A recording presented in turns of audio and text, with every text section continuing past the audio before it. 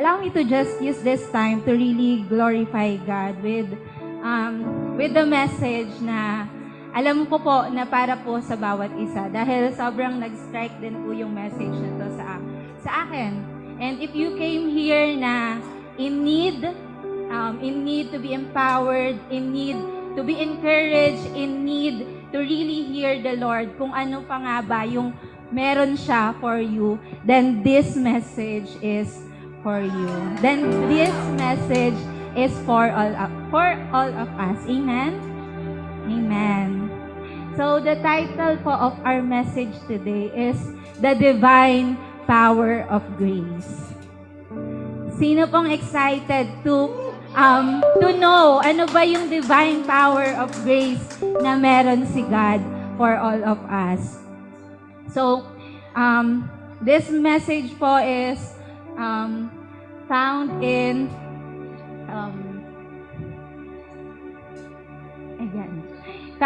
Titus verses 3:14 to 15.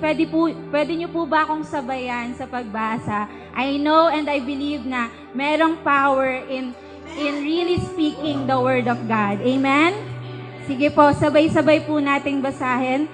Encourage the believers to be passionately devoted to beautiful works of righteousness by meeting the urgent needs of others and not be unfruitful. 15, may God's wonderful grace be with you all. Amen. Amen. Lord, at this time, allow me to worship you through this word and allow your people to worship you by hearing your word. In Jesus' name, amen. So, ayan. From Bible Project po, Paul wrote the book of Titus for his companion or co-worker Titus, who was tasked with visiting Crete, a place infamous for sin and corruption. Titus was to restore the order to house churches in Crete and replace corrupt teachers with godly leaders. So, dun pa lang po sa introduction natin, alam na natin yung rason kung bakit pinadala ni Paul si Titus sa Crete. Amen? So, bigyan ko lang po kayo ng onting background about Titus. And makikita po yun sa Titus 1 verses 12 to 14. Sabi po dito, one of Crete's own prophets has said it. Cretans are always liars, mga sinungaling, evil brutes, mean, mga wala silang modo, or walang manners, kumbaga. Lazy gluttons, greedy, selfish, tamad. Yan yung reason kung bakit pinadala ni Paul si Titus sa Crete. Ayan. This saying is true. Therefore, rebuke them sharply so that they will be sound in the faith and will pay no attention to Jewish myths or to the merely human commands of those who reject the truth. So nakita po natin na meron talagang rason. And ibig sabihin lang din po na kung papadala tayo ni God somewhere, meron siyang rason. Amen? Amen. Ayan. Parang yung rason ni Paul kung bakit niya pinadala si Titus sa Crete is that parang merong kailangang wakasan. Merong kailangang i-end na culture. Amen? Dapat matapos na yung pagiging tamad nyo. Dapat matapos na yung pagiging... Amen? Dapat hindi na kayo nagsisinungaling. Dapat may manners na kayo. Amen? Amen. Ayan. And Cretans, makikita po din po natin dito, Cretans believed that Crete was the birthplace of the powerful Greek god, namely Zeus, and many other gods and goddesses. Zeus was a liar and immoral. Cretans took pride in his ungodly character and idolized him. This was the Cretan culture, and Titus was tasked by Paul to counter their culture with righteous living. Amen? Tayo yon. Amen? Tayo yung Titus ni God. Amen? And makikita po natin dito that si Zeus, yung Diyos na parang pinaniniwalaan nila, nakilala nila, pagkamulat nila, si Zeus yung nakilala nila na dapat nilang sundin. Amen? Yung paraan ng pamumuhay, kung paano nila nakita yung parents nila mamuhay, ganun din sila namuhay. Amen? Mana-mana, tama, mana-mana po. Ayan. And hindi po natin sila masisisi sa ganung bagay kasi yun yung akala nilang tama. Yun yung akala nilang tama. Yun yung akala nilang tama. Sa paningin nila, dapat ganito din ako. Ganito si Zeus, dapat ganito din ako. Amen? Pero, ayan. So, diba, parang kahit Christian, community na sila, hindi pa din enough na alam lang nila si God. Dapat merong may magtuturo sa kanila. Dapat merong ipapadala si God na Titus sa kanila. Amen? Amen? Ayan. So, dahil nga ganun yung klase ng pamumuhay nila, they have no fruit of the Spirit. And we know that sin paralyzes us in doing good. Amen po? Kapag may kasalanan, talagang napaparalyze tayo. Diba?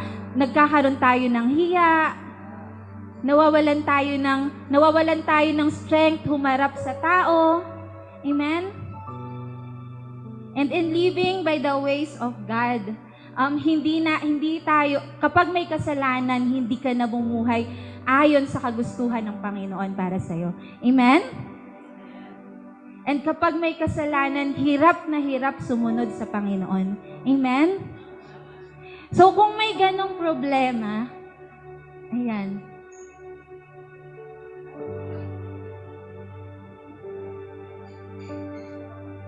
Ayan. How are we going to handle them? How are we going to handle the Cretans or the Cretes people kung saan tayo dadalhin ng Panginoon? What are we gonna do? Ayan. Nakuha ko yung ganyang effects kay Pastor Min. Ayan. So, sabi ni Paul encouraged Titus to do it with the grace of God. Amen? The grace that has divine power to change even the hardest hearts and even the well-established culture. Amen? So, ano po yung meaning ng grace? In 1 Corinthians,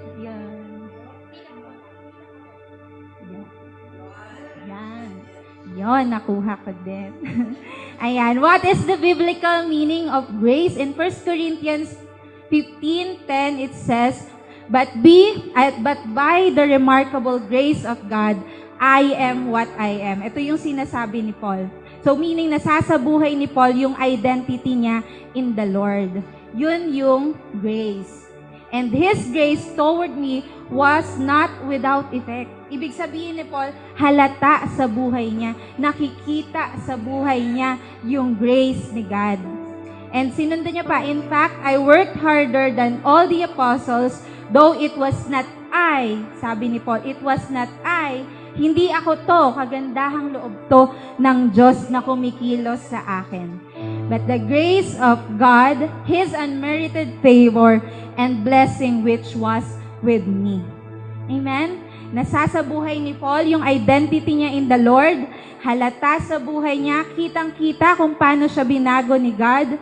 And Paul was just simply saying na hindi ako yung kumikilos, si Lord. It is and it was the grace of God in Him. Amen? Amen. So, definition po ng ayan. So, himay-himayin po natin yung definition ng grace from Faith Building Church.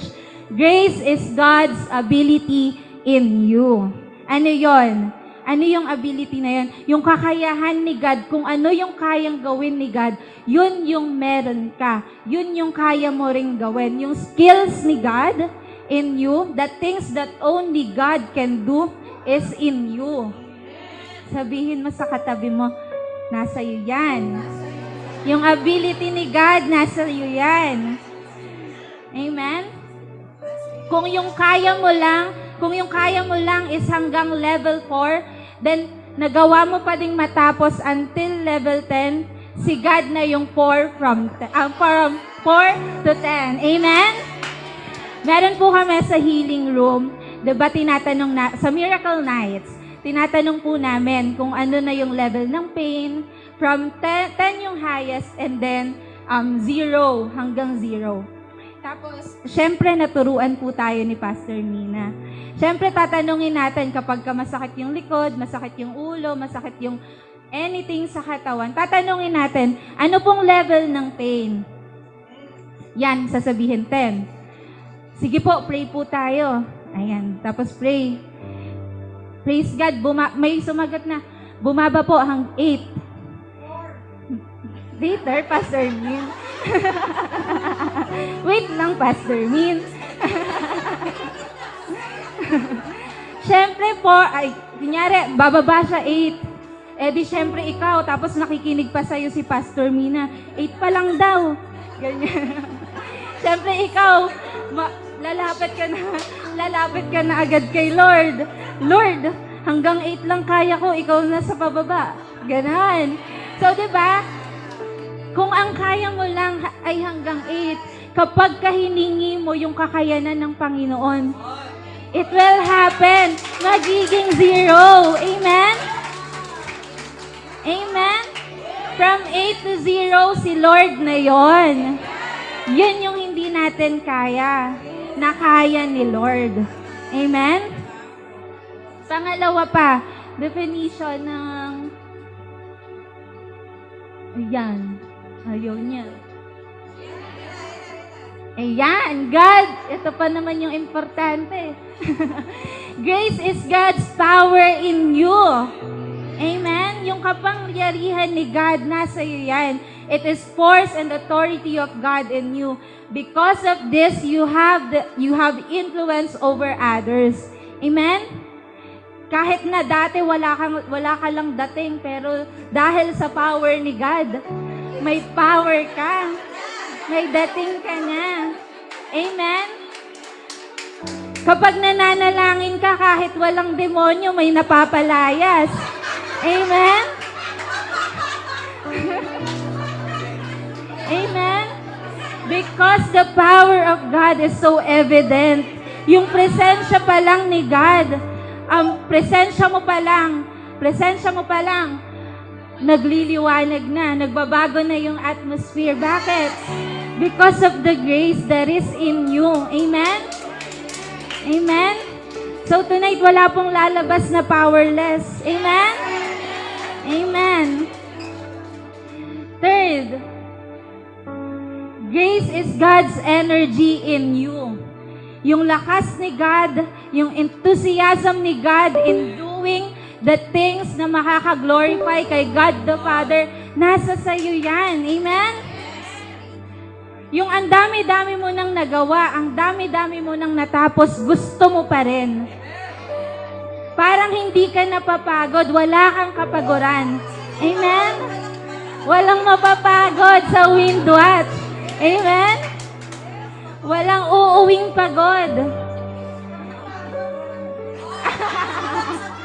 Kulang sa grace, pero pupunuin ni God tonight. Amen?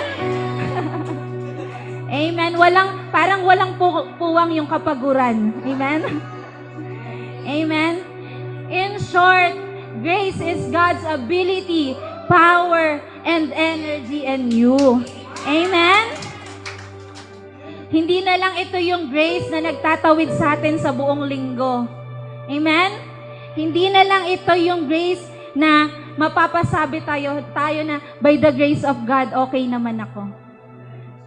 Hindi na lang ito yung grace na magpapangiti sa atin. It is the grace na may ngiti na tayo, mapapangiti pa natin yung ibang tao. Amen?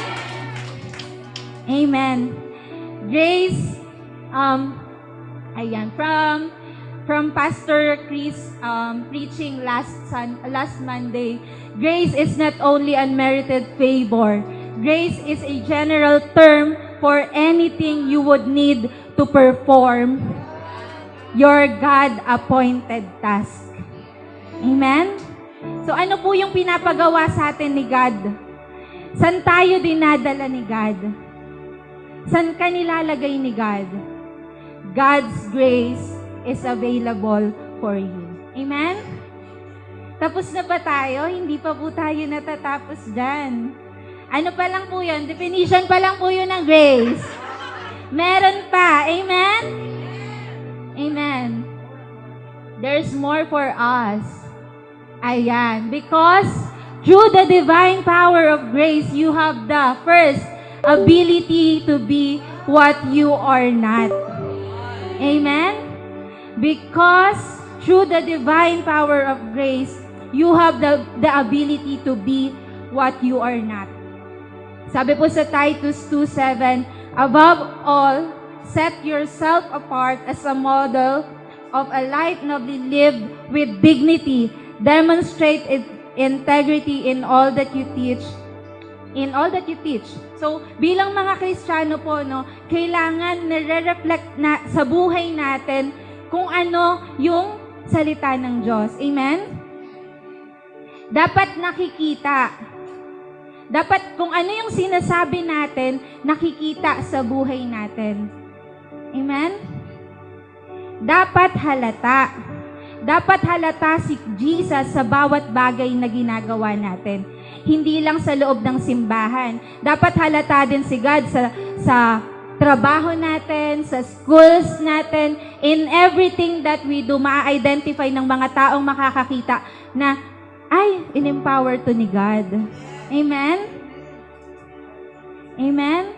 That's grace. Yung grace ni God parang nagsusumigaw. Amen? Nagpapakitang gilas. Amen? And, parang madami pong bago ngayon, ha? Parang mapapashare ako, Pastor Kuhi, ng testimony. Ayan. Yung iba po, alam na yung testimony ko, and then yung iba naman, hindi pa po alam. Pero, gusto ko lang po gamitin yung time na to to really share kung paano nga ba kumilos si God through His grace. Alam ko po na hindi ako makakatayo sa harap ninyo tonight kung hindi ako pinagpala ng Panginoon, kung hindi ko naranasan yung grace ni God sa buhay ko. Alam niyo po ba that before, katulad ng sabi ni Pastor Cookie kanina, isa po ako isa sa kabataang on fire. Alam niyo yun? On fire ka, pero within you, parang hindi ka enough. Parang may kulang sa'yo. So, parang kahit gaano ka on fire, may mga moments sa buhay ko po na parang hindi ko naman kayang ipagpatuloy. Parang hindi ko naman kayang tuloy-tuloy gawin. Kasi ang dami ko pang hindi alam, ang dami ko pang kailangang matutunan, and binabalik ako ng isip ko dun sa katotohanan, syempre reality, katotohanan na hindi ko magagawa yung nagagawa ng mga taong nakatapos ng pag-aaral, hindi ko magagawa yung mga taong yung ginagawa ng mga taong lumaki sa pamilya na, alam niyo yun, godly, yung lumaki sa pamilya na well-off, yan. So, doon nagmula yung mga limitasyong binibigay ko sa sarili ko. Doon nagsimula yung mga doubts ko sa pagkakatawag sa akin ng Panginoon. And sobrang hirap niyang parang dalhin. One moment on fire ka, the other moment questionin mo yung sarili mo kung tama ba yung ginagawa mo kasi hindi mo naman alam yon. Baka bida-bida ka lang. Amen? May mga ganun po tayong moment. Parang So, kaliwat kanan yung insecurities ko about myself. Kaliwat kanan siya dahil ang dami kong hindi alam, ang daming wala sa akin. Yung past ko, hindi talaga maayos. Ang gulo ng pamilya ko. Pero, sa kabila ng lahat ng yon, hindi pala gusto ni God na dalhin ko yung limitasyon na yon doon sa calling niya sa akin. Doon sa destiny na meron siya para sa akin. Amen? Hindi gusto ni God na limitahan mo yung sarili mo dahil yung grace niya for you, yung grace niya in you, walang limitasyon. Amen? Amen? Amen. Grabe. Kaya kung maglulook back po ako, sobrang praise the Lord. He led me to places kung saan mas mararanasan ko yung grace niya. Kung saan mas makikilala ko siya. Kung saan mas mauunawaan ko na kung sarili ko palang lakas, hindi si Lord yun. Amen? Amen? And kayo din po, para sa atin po talaga yung message na to. Kasi through the power or through the divine power of God's grace, tandaan po natin that you can, through the divine power of grace, you can be what you are not. You can be what God's want you to be. Amen? So, ngayon po, sa mga oras na to, let's just have a moment of silence. Ayan. Mag-isipin po natin, ano ba yung mga kahinaan natin? Ano ba yung mga worst thing about ourselves? Ano yung mga character na dapat pang baguhin? Yung mga parts natin in the past, ano yung mga dapat pang ayusin? Isipin natin yung kahinaan na yon. Isipin natin yung mga limitasyon na yon. It could be your past, katulad po ng sa akin. It could be your age, hindi mo na kaya. It could be your status right now. It could be the things na pwedeng gamitin ni Satan para limitahan tayo sa mga bagay na pwedeng gawin ni God sa atin. And habang iniisip po natin yun, right now, isipin nyo naman po kung ano yung pwedeng magawang ni God dyan sa mga kahinaan na yan. Dyan sa mga limitasyon na yan. Naisip nyo na po ba? Ang ganda po, no? Amen? Amen. Madami pang kayang gawin si God sa buhay ng bawat isa. Amen? Sa bawat weaknesses natin, sa bawat insecurities and limitations na meron tayo, know that the divine power of grace, supernatural change, and that grace is enough for us. Amen? Through God's grace, mababago tayo, madidisplay natin si God in our lives. Noon, hindi naman tayo mabuti, tama? And even now, even today, may mga moment pa din na nagkakamali tayo. Hindi tayo masayahin. Dati. Mas madalas pa tayong nagagalit. Mas madalas pa tayong naiirita, naiinis. Amen? And hindi tayo mapagbigay. Dati po. Dati. Lagi nating inuuna yung mga sarili natin. Dati. Hindi tayo nag-share ng goodness ni God. Dati. Pero through God's grace, amen, nagiging nature na natin kung ano yung nature ni God. Mas nagiging mapagmahal na tayo. Amen? Mas nagiging maintindihin na tayo. Amen? Mas kita yung joy sa atin. Amen? Yung countenance natin, iba. Amen? Present yung spirit of joy. Mas mahaba na yung pasensya natin. Amen? Amen. Nagiging malumanay na tayo. May self-control na. At mas nagiging mapagbigay. Kaya nagagawa nating makisama. Tandaan po natin na may rason kung bakit tayo binabago ni God. Dahil sa pagbabago na yon, nagagawa nating makisama sa mga cretans ng mundong ito. Amen? Hindi tayo binago ni God para lang sa sarili natin. Binago tayo ni God para magbigay ng pagbabago, magdala ng pagbabago sa kung saan niya tayo nilalagay. Amen? Amen.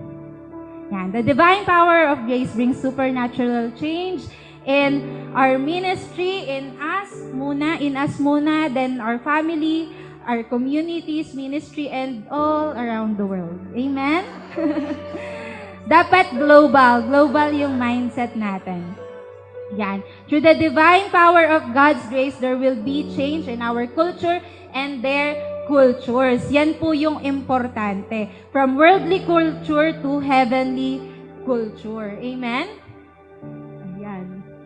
You can do it through the divine power of grace. Ay. Help.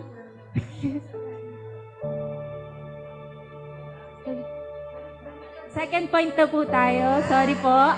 Ayan. Through the divine power of grace, you have the ability to do what you cannot. Amen. Encourage the believers to be passionately devoted to beautiful works of righteousness by meeting the urgent needs of others. Ayan, bilang mga Kristiyano na po tayo, bilang mga Titus na tayo ni Lord, amen? We are to help others, especially those who are in need. Amen?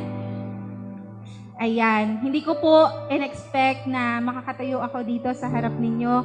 Hindi ko din po in-expect na sobrang laki pala ng change na gagawin ni God sa buhay ko.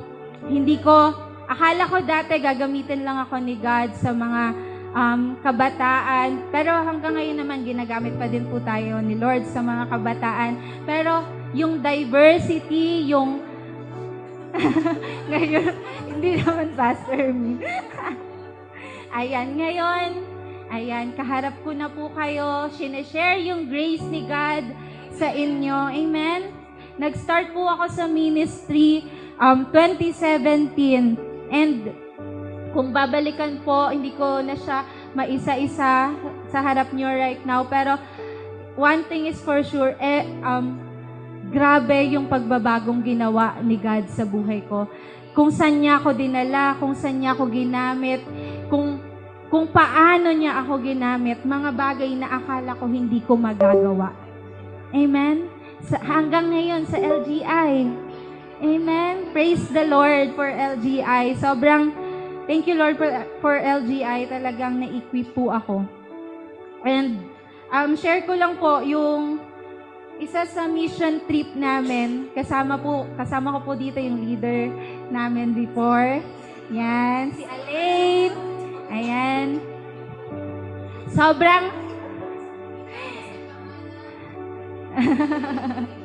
Ayan. Tinetreasure ko po yung moment na to kasi dito ko po masasabi na si God, kahit na akala mo sa sarili mo, kulang ka, hindi ka enough, minsan feeling mo, ano ka pa, aanga-anga, sorry for the word, pero may ganun po akong mga moments na tama ba yung pagpe-pray ko? Every time na matatap ako to lead a prayer, after that prayer, lagi kong tatanungin yung sarili ko, tama ba yung mga sinabi ko dun? Kung naramdaman niyo po yun, may grace po para sa atin. Amen?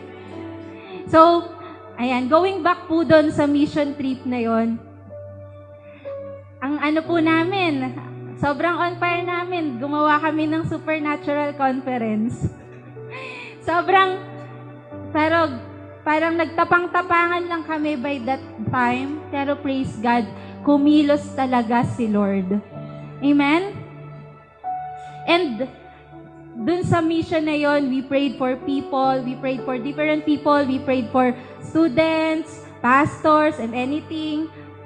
Basta sa Marinduque, wala kaming sinayang na oras ng mga moment na yon. We just want to share the fire na binigay sa amin ni God. And then tumawid po kami sa isang island. After namin tumawid sa isang island, namigay kami ng goods. And then we prayed for people. And then meron pong isang matanda na hina-highlight sa akin ni God. Nung dumating po kami sa island na yon, wala po, nakatungkod po siya kasi meron siyang knee problem by that time. And yung mata niya, hindi pantay, para siyang banlag. And then I prayed for her. Tapos, wag ko na pong pahabain yung kwento. Umalis po kami ng Marinduque, hindi na siya nakatungkod. Wala nang sakit yung tuhod niya. Tumatalon-talon na siya. Yung mata niya, hindi pa super pantay, pero praise God, kasi yung tuhod niya gumaling. Yung mata, may next na kwento. Sa pagbabalik, gano'n. No, yung mata niya. And then, 1 year passed, bumalik kami ng Marinduque. Pagdating ko sa Marinduque, siya yung kauna-unahang matandang sumalubong sa akin. Sabi niya, ikaw yung nag-pray sa akin. Pinagaling ako ni Jesus. Hindi ko na po siya natandaan kasi yung mata niya pantay na. Amen? Magagawa pa ng isang gamela yun na ang tingin sa sarili niya is, wala lang. Siyempre si Lord yun. Yes. Every Thursday, miracle night. Monday to Sunday, may miracle night po tayo. Si God lang yung makakagawa nun. So, the ability to do what you cannot is possible because of the grace of God. Amen?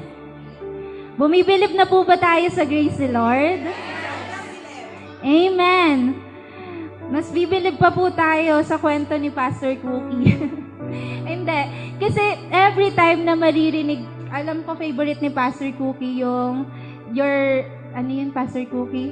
Yung sa, you're strong when you are weak. Ayan.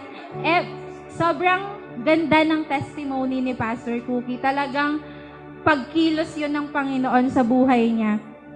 So every time na maaalala ko yung salitang grace, lagi ko siyang naaalala. Lagi kong naaalala yung parang conversation nila ni Pastor Mina. Kasi yun yung moment na sinasabi niya na daw kay Pastor Mina na, Pastor Min, hindi ko na kaya.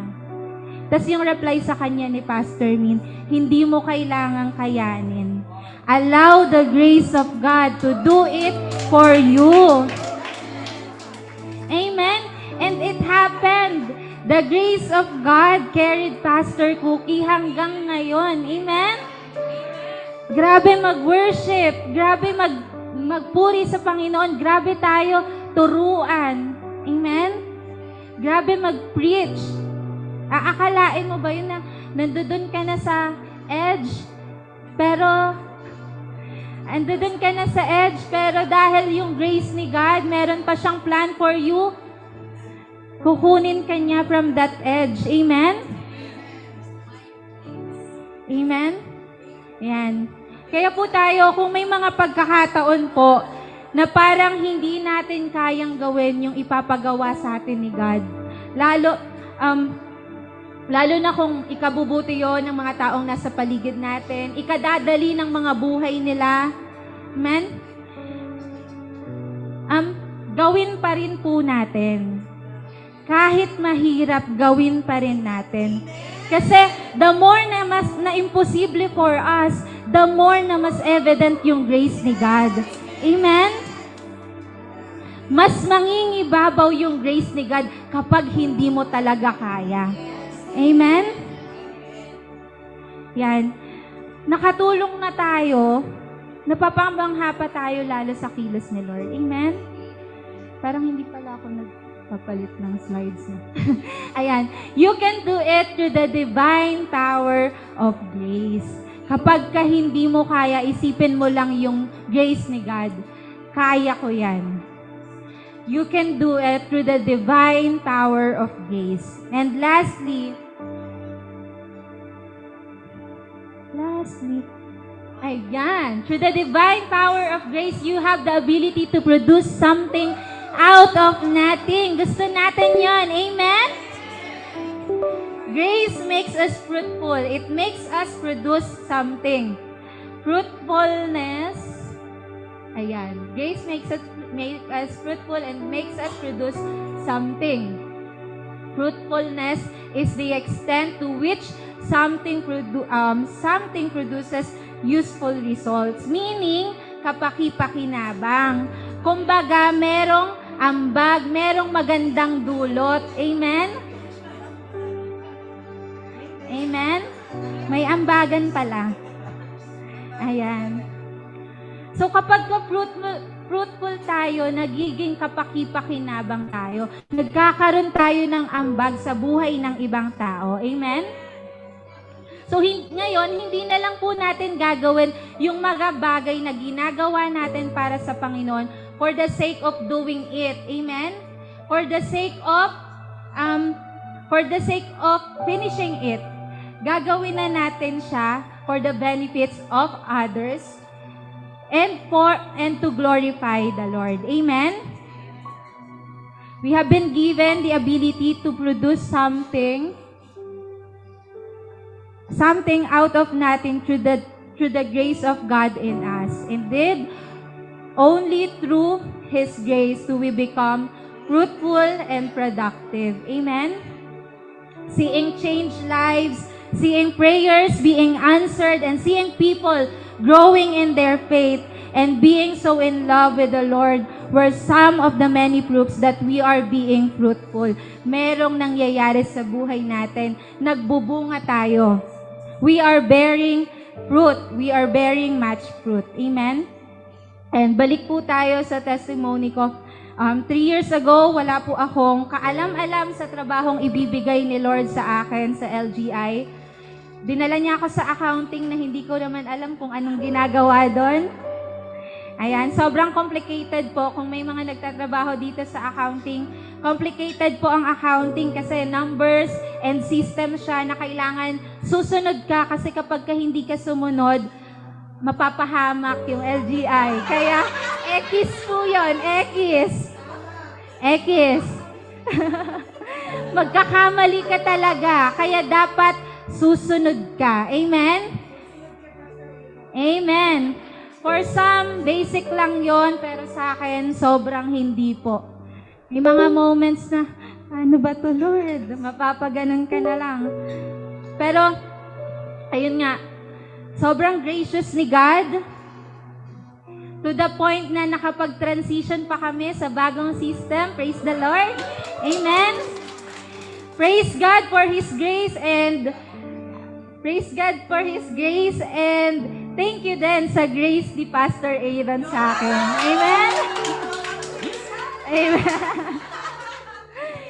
Tapos nung nagpunta po ako ng LGI, sobrang dami ko pong hindi alam. Hindi po talaga ako techie. Like, kahit na ganito yung age ko, hindi po ako makakasabay sa mga techie people. Kasi wala naman kaming ganun sa bahay. Meron lang ako cellphone, Android pa. Di ba? Ayan, isama na po natin yung pag-navigate sa Zoom. Hindi ko rin po yun alam gawin dati, pero ngayon, isa na po ako sa host ng Miracle Nights. Praise God. Yung paggawa ng prophetic card, alam niyo po ba nung first time na message ako ni Pastor Pastor Chris, nagagawa daw ako ng prophetic card. Umiyak ako kay Ate Janine. Kasi sabi ko, hindi ko to alam. Hindi ko to alam gawin. Marunong ako mag-pray, pero yung mag-construct ng word and anything, sobrang hindi ko po yun kaya, hindi ko po yun strength. Ganun ako in my mind. Pero syempre, dapat gawin ko pa rin kasi baka di na maulit. Amen? Ayan. Tapos, sa Miracle Nights na nagsimula lang po ako na observe lang kasi sa meeting namin, dati healing room pa po. Mag-healing room kayo, mag-pray kayo doon. So, sumama ako kay Pastor Min, observe ako sa kanya. Lagi niya ako pinapartneran, ganyan. Tapos, syempre, nung mga nakailang linggo na, Inaas na ako ni Pastor Min. O anong nakikita mo? Dagdag pressure kasi kailangan mabilis. Kailangan may makita ka kaagad. Amen? Tama. Yung mga dumaan kay Pastor Mina, dapat sharp ka. Amen? Pero praise God. Kasi meron namang bunga. Amen? Nandito naman po ako sa harap nyo ngayon. Amen? Kaya thank you po sa training ni Pastor Min. Amen? Masasabi mo na lang talaga na grabe yung grace ni God sa akin. Kasi si Pastor Min yung kaharap ko. Amen. Amen.